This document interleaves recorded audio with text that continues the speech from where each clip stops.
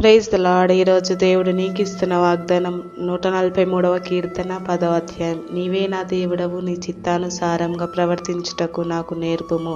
అవును నా ప్రియ సహోదరి సహోదరుడా, దేవుడు నీకు చెప్తున్న మాట, ఆయన చిత్తం మనలో ఉండాలి, ఆయన చిత్తంలోనే నడవాలని యేసయ్యని అడుగుతూనే ఉండాలి.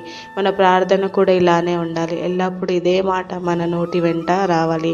ఎందుకంటే దేవుడు మనల్ని లోకానికి పంపించిందే మన ద్వారా ఆయన చిత్తం జరిగించాలని పంపించాడు.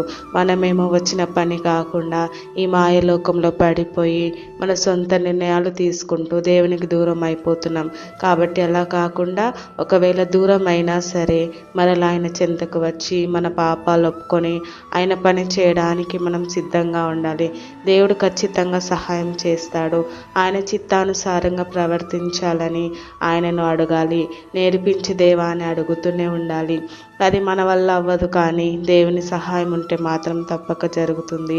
కాబట్టి మన ప్రార్థన ఎలా ఉండాలంటే, దేవా నాకు ఇది కావాలి అది కావాలని కాకుండా నీ చిత్తంతోనే నడవాలని, నీ చిత్తానుసారంగా బ్రతకాలని ప్రార్థన చేసుకోవాలి. దేవుడు నిన్ను దీవించునుగాక. ఆమేన్.